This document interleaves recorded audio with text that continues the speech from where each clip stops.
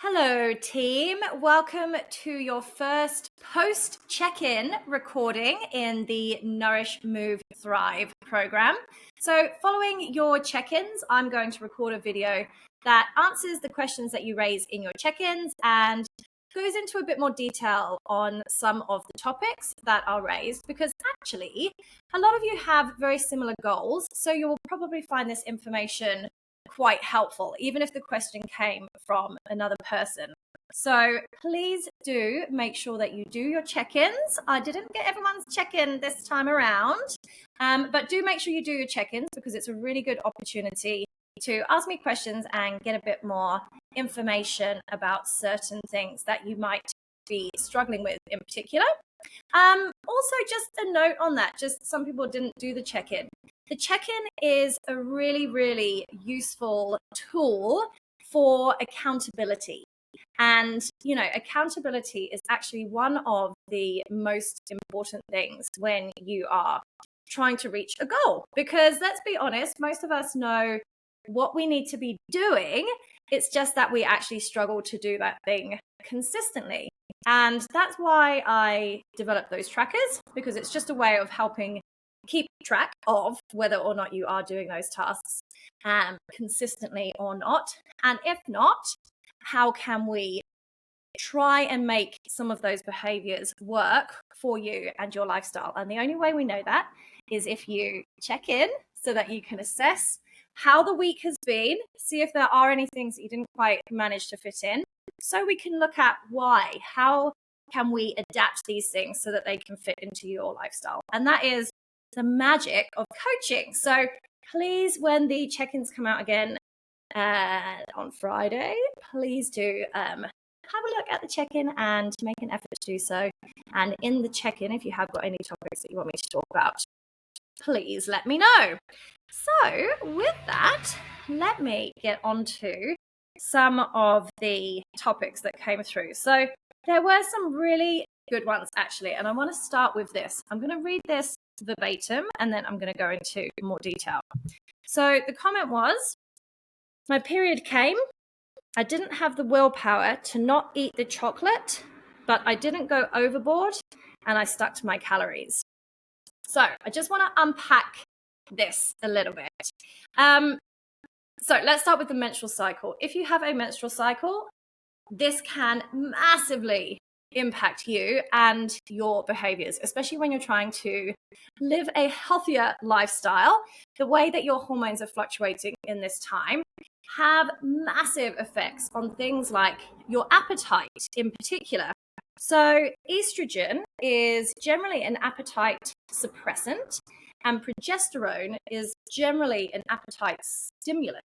So in the first part of our cycle, as in just after we've bled, that's when our estrogen is quite high, and probably your appetite is probably not even really something that you pay much attention to in that first 2 weeks of post-cycle, because your estrogen is quite high. As you come down towards having your menstrual bleed, your estrogen levels are starting to decline and your progesterone levels are starting to go up. And with that comes a potential increase in appetite. And I say potential because it affects people in different ways. So most advice regarding PMS and symptoms, it has to be very individualized. And I actually had a rant about this in my Friday email that I sent to my one-to-one clients, because you see so much like finite, definitive advice for how to train around your period, how to eat around your period. And actually, I really honestly believe that everybody's experience with their period is so individual that, you can listen to some of this advice, but it has to work for you and it has to be relevant to you. Anyway, for this person, I didn't have the willpower to not eat the chocolate, but I didn't go overboard and I stuck to my calories. So, when we are on our period, it's likely that we are going to have an increase in appetite, which comes down to that fluctuation of hormones. And interestingly, this has literally been scientifically proven. People do get cravings for chocolate. And there are lots of theories as to why people in particularly crave chocolate around their menstrual cycle. one of the theories is that chocolate or cacao is actually quite naturally rich in magnesium. And magnesium is something that the body, I guess, is craving for when you are entering your bleeding part of the menstrual cycle. So that is a theory as to why you might potentially crave chocolate in particular. Now, if you watched my videos that I sent out earlier in the week, you will know that there is nothing wrong with chocolate. There's nothing wrong with any food. There are some foods that are more nutritious than others. So if you want to have some chocolate, you can have some chocolate. There's no willpower or anything needed. You should feel like you have the permission to eat anything that you want. What is important if you have a fat loss goal, which this person does, is that you are able to enjoy these foods while sticking within your calorie deficit. And the person goes on to say, I didn't have the willpower to not eat the chocolate, but I didn't go overboard and I stuck to my calories. So actually, this sounds like a win. This is a good thing. You had a craving for chocolate. You had the chocolate. I'm hoping that you enjoyed the chocolate and didn't feel bad about having the chocolate, because it sounds like you were able to have the chocolate, not end up in a massive binge of chocolate, and you actually still managed to stay within your calorie range anyway to eventually lose weight over time, lose fat over time, I should say, not weight. So this sounds like a win. I think we have been conditioned to think of foods as good or bad, and we've been conditioned to think of chocolate as bad. Chocolate is delicious. Chocolate is calorie dense. So there's no need to omit it and stop eating it, but there is the need to just be aware around it. You know, I wouldn't recommend eating 5 bars of chocolate a day, because for the number of calories that is, that's not that much food, which isn't going to fill you up. And it just means that you don't have a lot more space then for all of the more nutritious foods that we want to make sure that we're including in your diet for your health. So I think that this is absolutely fine. I think we need to remove the willpower element from it, because if you allow yourself and say, yeah, I can have some chocolate, then you don't have to try and fight your urges to not have the chocolate.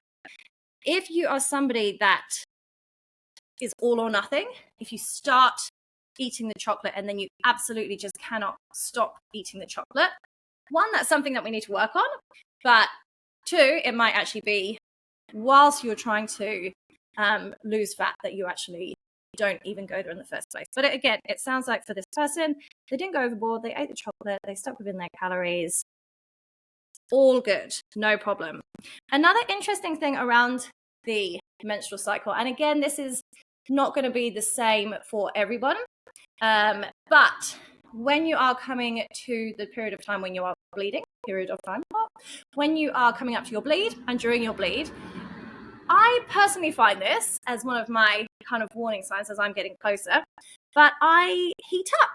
I get hotter, and I notice it when I'm asleep at night. I'm definitely warmer, and this is your basal metabolic rate increasing. So I have sent you some information on your BMR in one of the files that are in the Facebook group.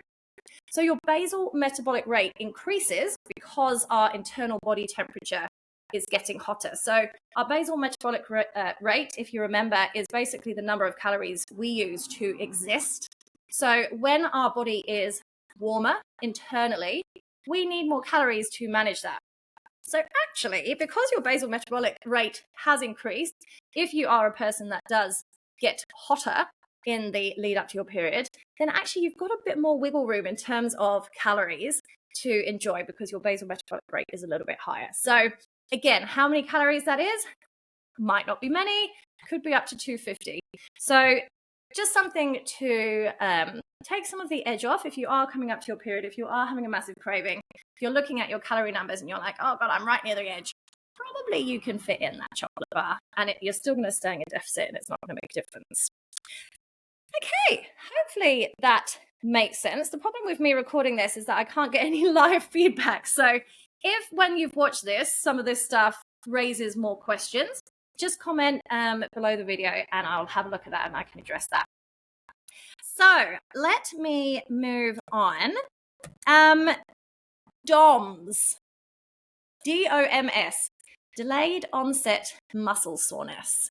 Okay, so a few people have been struggling a little bit with DOMS this week, which makes sense. So when we do our workout, you might not necessarily feel it at the time. You might not even feel it the next day.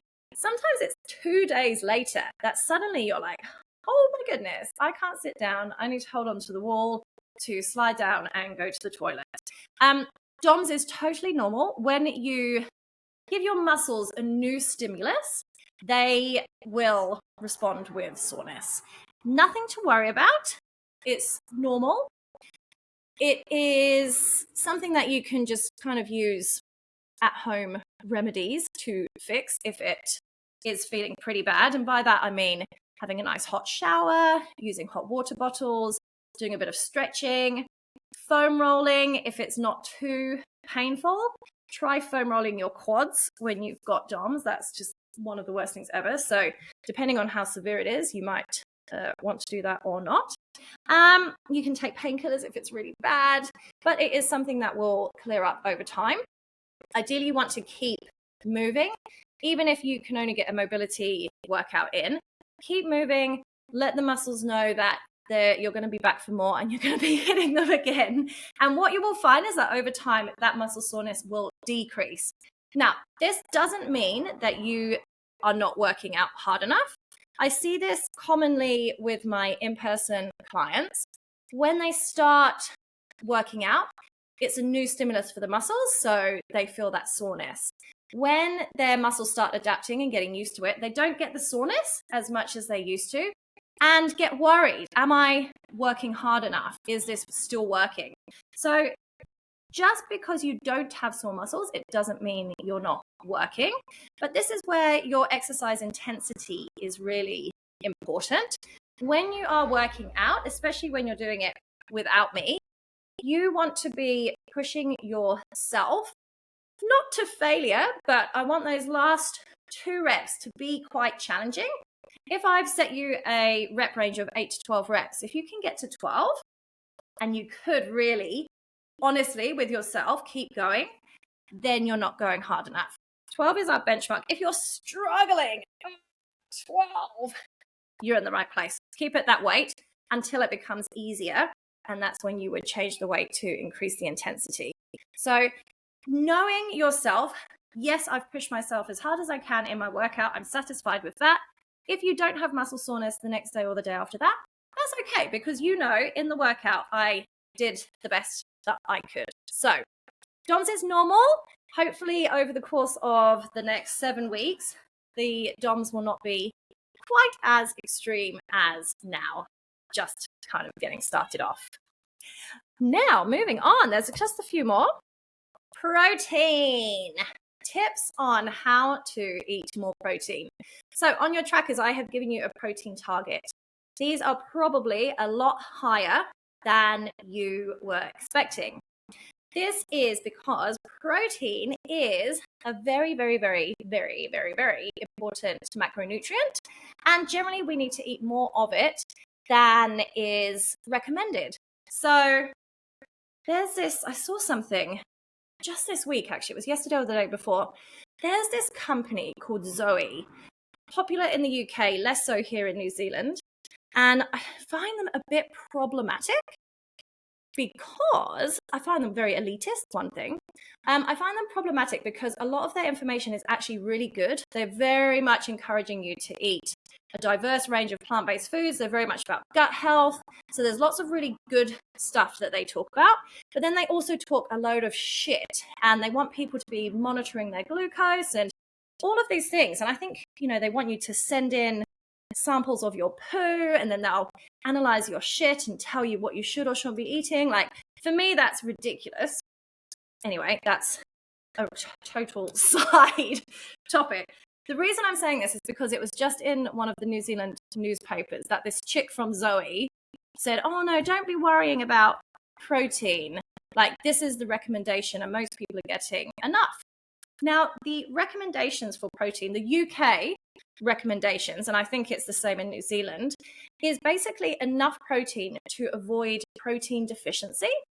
So in third world countries, people can die from protein deficiency, from not having enough protein. If we don't have enough protein through our diet, our body will start eating itself, essentially. And it will start breaking our lean tissue down and eventually our organs, and we will die. So you don't want to get protein deficiency. So the amount of protein that's recommended by the government helps us to avoid protein deficiency, but it's not about thriving and using protein to help us build muscle, get stronger, make sure that we're focusing a lot on our lean body mass, and also just other things like our hair. Like protein is, used for literally every single thing in our body. So it's important that we do make an effort to eat more protein. And there are lots of different ways that you can do this. So in the documentation that I've sent you, there's a document about macronutrients. So it's got a table there which gives you some really good sources, food sources of protein, plant-based and meat-based, because a lot of people think that protein is just from meat. It's a very, very, very good source of protein if it comes from meat. But if you are a vegetarian or a vegan, then you need to get your protein elsewhere. And there are lots of different areas that you can get protein from. I'm also really not averse to protein supplementation. I have protein powder every single day because I find it easier to hit my protein targets when I'm using protein supplementation, especially in my breakfast. I can't recommend a protein brand to the UK folk. So if anyone does have a protein brand that they enjoy and they rate, please do pop it in the group. In New Zealand, I recommend a brand called New Zealand Protein. They are excellent, and I get them a lot. If you have any questions about any of the 30 flavors, ask me, because I can give you a rundown on pretty much every single flavor because I've tried them all. And no, I am not sponsored by New Zealand Protein, although I very much wish that I was. Now, I have a document. I'm going to share it in the group about how to eat more protein, but I'm going to just go over some of the main details now. So, making protein the star of your dish is a good way to eat more protein. A lot of the way, especially in Western culture, we add protein as an afterthought. But if you start with thinking of protein, okay, this is what protein I'm having, how am I building my dish around it? So if you are a meat eater, that's really easy. I'm going to start with a chicken breast. I'm going to start with a lamb steak. I'm going to start with a beef steak. I don't know. You know where I'm going with this. What am I going to have with this? Am I going to turn this into a curry? Am I going to serve this with chips and coleslaw? Am I going to turn this into a sandwich? Start with the protein and work back from there. Tip 2 is eat more of whatever that protein is. So, for example, if you are deciding to have a chicken sandwich, if you were to put 60 grams of chicken into your sandwich, that would be 18.5 grams of protein. If you were to increase that by 40 grams, if you were to have 100 grams of chicken in your sandwich, that would bring you up to 31 grams. So, eating more of the food that's highest in protein is a good way to increase your protein numbers. Of course, with that advice, when you're eating more of something, that's going to increase your calories as well. So it might be that you need to just take away from one of the other macronutrients. So for example, let's say you're having a Thai green curry with chicken. You might choose to have a bit more chicken and maybe just have a little less rice so that you can make the calories work. Protein and carbohydrates have the same amount of calories. So for what you add in your protein, you can take away from the rice. And you've still got the same calories in the meal, but you've changed the macro breakdown so that you're focused more on the protein and less elsewhere. If that makes the portion look smaller, you can add more vegetables, which is super low in calories anyway. So changing the way you think about how you build your meals so that you're having more of the protein food, and that is the kind of feature of the dish, is a really good way to get it done. Now, this one will totally depend on your schedule, but ideally, if you have enough time in the day, you want to be consuming at least 20 to 30 grams, kind of 3 to 4 hours spaced apart, depending on how long you're awake for. This might be challenging. I'm awake so early. So I have 4 blocks of time where I could eat a high protein dish. So if you're aiming to get about 30 grams over 4 meals, 3, 6, 9, 12, that's 120 grams of protein broken up across those 4 meals. And 30 grams of protein in a meal is totally doable for things like lunch and dinner. That's really easy. You know, chicken salad, have a whole chicken breast and then build it up with salad around that. Super easy to get to 30 plus grams of protein in that way. Where it can be challenging is around things like your snacks, breakfast. And this is why I find protein powders really helpful, because you can add protein powder to overnight oats, overnight wheat bix. Those are the 2 things that I eat religiously. You can mix it into yogurt. You can blend it into a smoothie. Lots of different ways that you can consume a protein powder in your breakfast to increase the protein content. Because, you know, back in the day, before I knew all of this stuff, I just used to have avocado on toast for my breakfast, which is really bougie and so yummy, but quite low in protein. So if you are a person like I used to be, who has avocado and toast for your breakfast, you could have that, and you could have a protein shake as well on the side. So, you know, lots of different ways that you can add it in. It's just being prepared and being mindful of trying to incorporate it into all of those different feeding windows throughout the day. So I'll pop a sheet into the files section of the Facebook group that's got some meal ideas, some snack ideas. So again, I've already said to you and made it quite clear, I'm not going to tell you what to eat, because you will like different things from me. I'm going to give you ideas, and you can run with that and get creative and figure out how that works for you. What snacks do I like to eat? Do I like beef jerky? You know, I don't like that, but it's super high in protein. You could have 2 packages of beef jerky, and that's like 28, 30 grams of protein. So, you know, work within the numbers, but make it work for you, because this has to be enjoyable. This isn't about me saying you need to eat this. This is me saying, here's a protein recommendation. Here are ways that you can split it up. Now take that into your life, and let's come up with ways that we can make it work for you. So hopefully that was helpful. 2 more. One of them, and actually both of these are a bit linked. So I've also given you hydration targets. So again, there is very generic advice around hydration.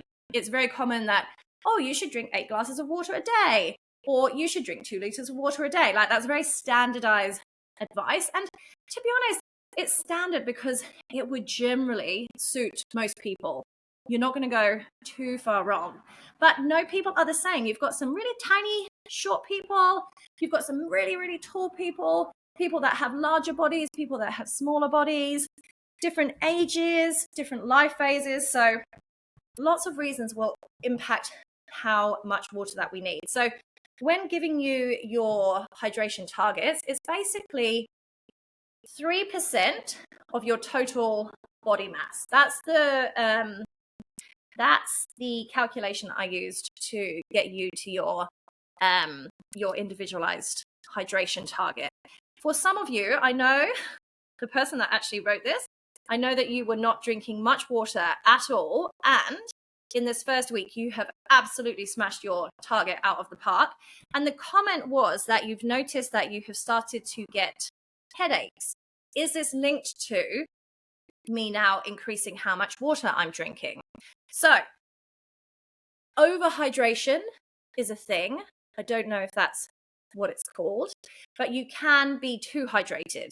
And your body is very clever at trying to maintain a happy place called homeostasis. And this is why we get thirsty. if you have increased your water intake and you find that you're going to the toilet all the time, then actually you're probably hydrated enough and your body's just like, okay, we've had enough of this, get this out. So rather than focusing on headaches, are you peeing all the time? And is your pee like white? Does it look, not white, but does it look like water? Is it clear? Are you basically just peeing out the water? That's a good sign. Are we having too much? If that's all fine, if you're peeing normally and it's lighter than normal, which it probably will be if you've gone from drinking hardly any water to now drinking 2+ liters, then it should be all good. The reason I say this is linked with my next point is because 2 of you UK folk have mentioned that you have both started to come down with illness or flu, cold, cough type symptoms. So it could be that you're having headaches because you're actually unwell.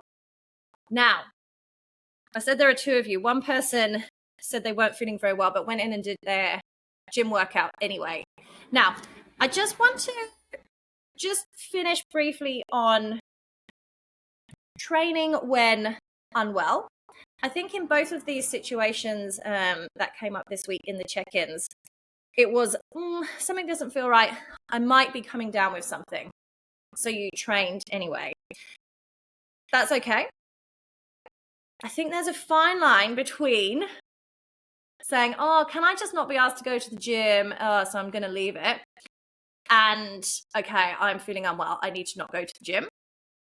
And I think sometimes people can be like, oh yeah, no, I'm really tired and I'm not going to go. And you can kind of convince yourself not to go. But then if you had gone, you might have had a great workout and it might have energized you and you'll be like, oh yeah, cool. Actually, no, I was just tired. If you are unwell, if you know that you're not well, I would recommend not training at the moment. Just let your body recover because you're fighting off a virus inside. So when you are training, if you're training hard, you are purposefully damaging your muscles, which you need to recover from. If your body's already fighting and your immune system is trying to fight a virus in there, when it comes to recovering from that workout, it's just not going to be very optimal and it could send you under. So if you are unwell, please dial back on the training or just stop the training altogether. If you feel like you have to do something, then just do some of the mobility work that's in your app. Just do some gentle movement if you feel like you want to move your body and if you feel like that will help. But if you're unwell, you're unwell. So let your body do its thing. Support it with as much hydration and good nutrition as it needs, and just take a back seat from the training. Honestly, if you miss 2, 3, even 2 weeks worth of workouts, it's not going to have a massive impact on your life in the grand scheme of things. But trying to push through an illness is just going to extend the amount of time it takes you to recover. So sounds like as you guys over there go into the autumn-winter period, that there are a few lurgies hanging about. So please just do be careful out there.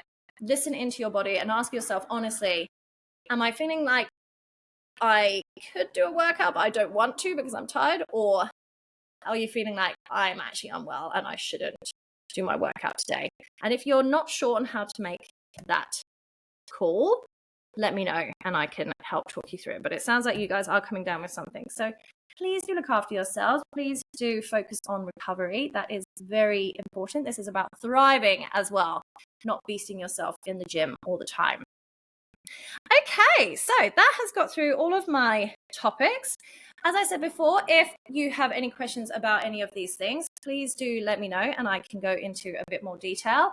And I look forward to hearing your check-ins for the week that is happening right now, and hoping to get some really good results. So have a great week. Reach out in the Facebook group if you need anything, and I'll speak to you soon.